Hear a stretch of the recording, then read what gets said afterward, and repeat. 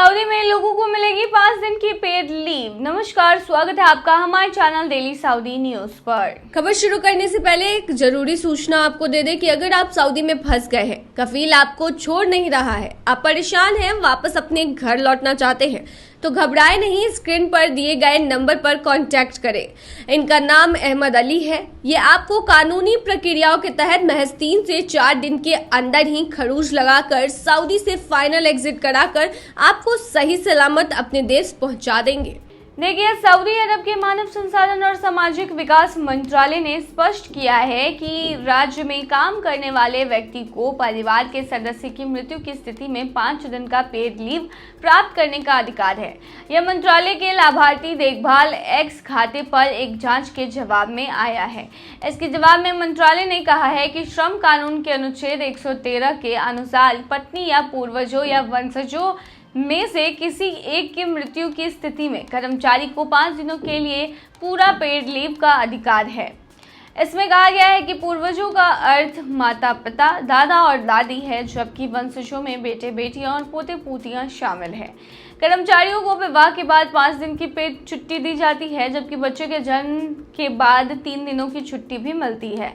हाल के वर्षों में राज्य ने अपने नौकरी बाजार के आकर्षण और कॉम्पिटिटिवनेस को बढ़ाने के लिए श्रम सुधारों को लागू किया है। अगस्त में सऊदी सरकार ने संवैधानिक अधिकारों की रक्षा के लिए श्रम परिवर्तनों को मंजूरी दी थी, जिसके तहत श्रमिकों के लिए समाप्ति नोटिस की अवधि को 30 दिन से घटाकर 60 दिन तक कर दिया गया था, जबकि नियोक्ता के लिए यह अवधि 60 दिन की थी।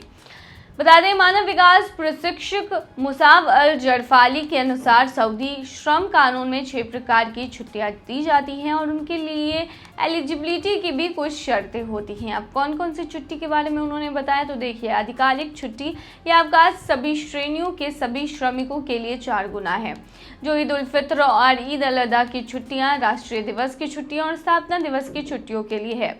वे बिना किसी अपवाद के श्रमिक को दिए जाते हैं और यदि इस संबंध में श्रमिक और नियोक्ता के बीच कोई समझौता है तो उन पर काम अतिरिक्त वेतन के अधिकार के साथ लिया जाता है, यानी कि आप काम करते हो और बदले में एक्स्ट्रा पेमेंट लेते हो। विशेष छुट्टियों के लिए, जैसे इसमें नवजात शिशु, विवाह या मृत्यु के समय छुट्टी, या यदि कर्मचारी की किसी शैक्षणिक संस्था में परीक्षा है और हज यात्रा करने के लिए छुट्टी है, उसके लिए भी छुट्टी मिलती है और 10 से 15 दिनों तक की छुट्टी मिलती है। बता दें कि महिलाओं को छुट्टियां मिलती है मैटरनिटी लीव की, साथ ही में अगर किसी का डेथ हो जाता है इस दौरान छुट्टी मिलती है और अधिक में लोगों को सऊदी अरब में सिक लीव भी मिलता है अगर वो बीमार पड़ते हैं तो। सऊदी अरब ने पाकिस्तानी समेत 7 लोगों को लटकाया फांसी पर। सऊदी अरब में बुधवार को 7 लोगों को फांसी दे दी गई। इनमें से 5 को मादक पदार्थ यानी कि नशीले पदार्थ की तस्करी और 2 को दूसरे मामलों में दोषी पाए जाने पर मौत की सजा सुनाई गई थी। आधिकारिक सऊदी प्रेस एजेंसी ने इसकी जानकारी दी है। मौत की सजा पाए लोगों में से एक पाकिस्तानी नागरिक भी है। पाकिस्तानी के अलावा 2 सऊदी नागरिकों और 4 यमनी नागरिकों को फांसी दी गई है। सऊदी के आंतरिक मंत्रालय के हवाले से एसपी ने कहा है कि यहाँ लुत्फुल्ला अल अजीब, अहमद अली और सलीम नहारी को हशीश की तस्करी के लिए दक्षिण प्रांत असीर में फांसी दी गई। ये चारों यमनी नागरिक थे। बुधवार को ही मादक पदार्थों की तस्करी के लिए दोषी पाए गए पाकिस्तानी व्यक्ति को भी फांसी दी गई है। सऊदी अरब में इस साल यानी कि 2024 में मौत की सजा पाने वाले लोगों की संख्या 236 हो गई है। इनमें से 71 को मादक पदार्थों की तस्करी के लिए फांसी दी गई है।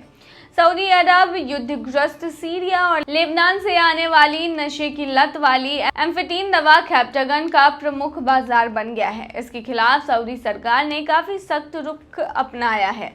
सऊदी अधिकारियों ने पिछले साल नशा विरोधी अभियान शुरू किया था। इसके तहत लगातार छापे मारे गए और काफी लोगों की गिरफ्तारियां भी हुई। 2 साल पहले सऊदी में नशीली दवाइयों के मामले में मौत की सजा पर लगी रोक भी खत्म कर दी गई थी। ऐसे में नशीली और मादक दवाओं के तस्कर के मुकदमों में लगातार मौत की सजा हो रही है। एमनेस्टी इंटरनेशनल ने कहा है कि सऊदी अरब ने बीते साल 2023 में चीन और ईरान के बाद दुनिया में तीसरे सबसे अधिक कैदियों को फांसी दी थी। सऊदी की मृत्यु दंड के लिए मानवाधिकार समूहों ने लगातार आलोचना भी की है। सऊदी की ओर से कुछ समय पहले कहा गया था कि सार्वजनिक व्यवस्था बनाए रखने के लिए मौत की सजा आवश्यक है।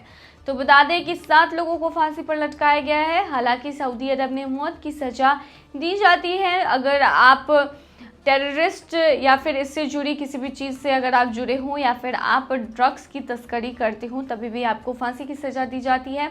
इतना ही नहीं, आपको अगर आपने किसी का मर्डर किया है तो भी आपको वहां पर फांसी की सज़ा मिलती है। तो ऐसे में सऊदी अरब में रहते हैं तो बहुत ही सावधान रहे। बता दें कि सऊदी अरब हमेशा मानवाधिकारों के निशाने पे ही रहता है, क्योंकि सऊदी अरब में मौत की सज़ा काफ़ी ज़्यादा दी जाती है, जिसके वजह से कुछ मानवाधिकार उसकी आलोचना करते रहते हैं। सऊदी में चढ़ाने पड़ रहे हैं ऊंट, नहीं मिल रहा खाना। देखिए, सऊदी अरब में एक भारतीय व्यक्ति को एजेंटों ने बहुत गलत फंसाया है। उत्तर प्रदेश के कस्बे के अली नगर मोहल्ला का रहने वाला भारतीय प्रवासी सऊदी अरब में फंस गया है। प्रवासी की पत्नी ने 2 एजेंटों पर धोखाधड़ी कर पति को नौकरी के नाम पर सऊदी अरब भेजने का आरोप लगाया है। पीड़िता ने पुलिस अधीक्षक से की गई शिकायत में बताया है कि साहब पति को सऊदी में ऊंट चढ़ाना पड़ रहा है, इसके बावजूद खाने तक के लाले पड़े हैं।